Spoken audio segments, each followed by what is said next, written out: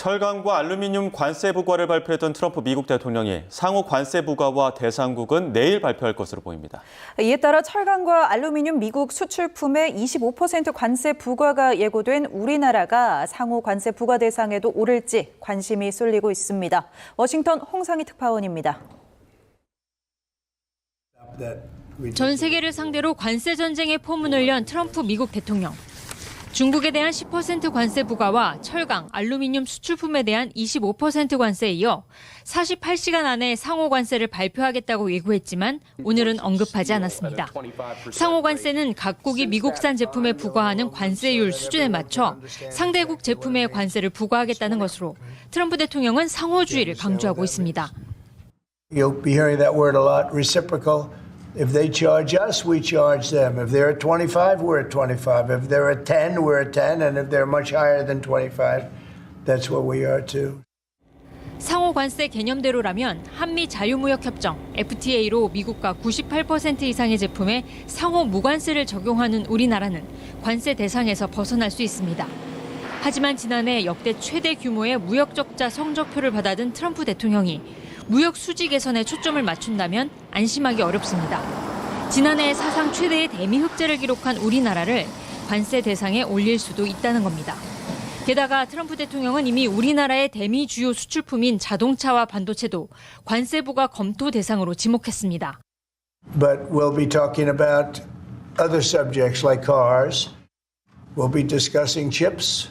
And we're going to be doing some other things in addition to that, all which will bring in a lot of jobs into our country. Cars is going to be a very big one. 트럼프 대통령의 관세 전쟁이 본격화하면서 우리나라에 대한 직접적인 영향도 불가피해졌습니다. 전방위적인 관세 전쟁이 오히려 미국 내 인플레이션을 촉발할 수 있다는 우려도 나오고 있어 미국의 무역 불균형 해소와 관련된 대응으로 협상에 나서야 한다는 지적이 나오고 있습니다.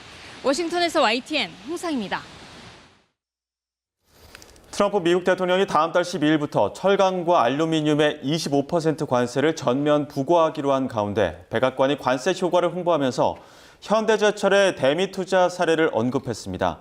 백악관은 보도 참고 자료에서 트럼프 일기 때인 2018년 무역법 232조에 따라 25%의 관세가 부과됐지만 일부 국가에 대한 예외 허용으로 해당 조치의 효율성이 약화됐다고 주장했습니다. 특히 한국과 캐나다, 멕시코 등이 면세 조치를 받았다고 언급한 뒤 특정 국가에 대한 예외 허용으로 의도치 않은 구멍이 생겼다며 이번에 전면적 조치를 취한 배경을 설명했습니다. 그러면서 트럼프 정부 일기 때의 철강 알루미늄 관세로 미국 전역에서 투자 붐이 일어났다며 최근 현대제철이 미국의 제철소 건설을 적극 검토하고 있다는 발표가 있었다고 전했습니다. 미국 트럼프 2기 행정부가 추진하는 보편 관세 정책을 적용하면 우리나라 중소기업 수출이 최대 1조 2천억 원 감소할 수 있다는 예측이 나왔습니다. 김정현 산업연구원 연구위원은 중소벤처기업부가 주최한 트럼프 2기 행정부 대응 중소기업 지원 간담회에서 이같이 밝혔습니다. 김 연구위원은 현재 미국의 정책과 가장 유사한 시나리오로 캐나다와 멕시코 제품의 25%, 그 외 국가 제품의 10% 관세를 부과하는 경우를 가정했습니다. 이어 이 시나리오가 시행되면 우리나라 중소기업 수출은 지금보다 최대 11.3% 감소할 것으로 예상했습니다.